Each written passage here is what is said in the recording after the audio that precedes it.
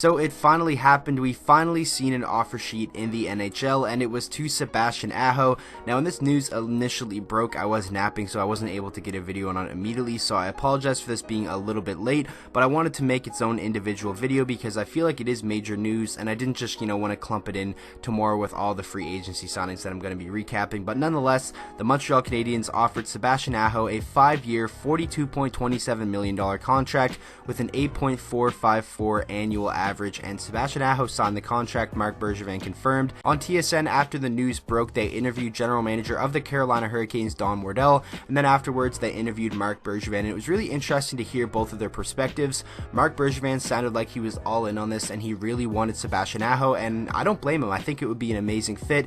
He would be the first line center of the Montreal Canadiens for probably, the next 5 years, obviously, while he's under contract. And, now, obviously, I think Carolina is going to match it. They really have to match it. He's their franchise guy, and they're definitely not just going to let him walk away just to get a first, a second, and a third round draft pick. Now, if this was up there around like 10 mil and they would have gotten like 2 first rounders in return, then I feel like this would have been a little bit more interesting because maybe Carolina wouldn't match it, but I think 100% they are going to match it. They're probably going to take the full week just so Montreal, can't offer sheet anyone else, and, kind of do that as getting revenge for, Marc Bergevin sending the offer sheet. But now for Sebastian Aho, I think this is, an amazing spot for him. He gets the contract that he most likely wanted from Carolina.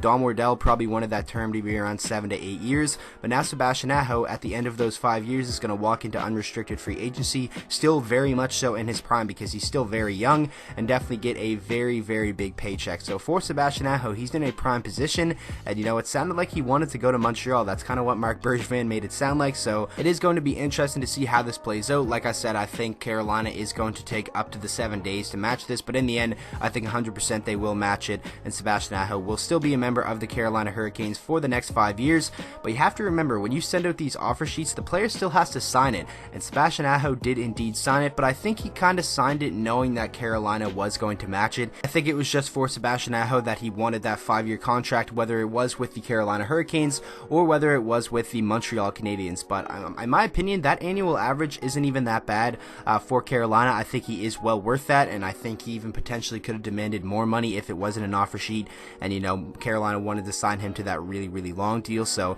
like I said, it is going to be really interesting to see how this plays out. I feel like the offer sheet, they made it a little bit difficult and a little bit more hard on Carolina to match because they made it so upfront. I believe he's owed like 20 something mil in the first 2 years of the contract, and that is a lot of money. The Carolina Hurricanes do have that money though, so I think they will not hesitate to match this offer. But I'm very curious to hear what you guys think. What were your initial reactions when we finally found out that somebody was offer sheeted? Now that one GM has finally thrown an offer sheet out there, maybe we see some more. Maybe we see a guy like Makachuk, Kyle Connor, get offered an offer sheet, and I honestly hope that happens because these are obviously exciting. It gives us something to talk about and speculate, and maybe a restricted free agent could change teams this summer.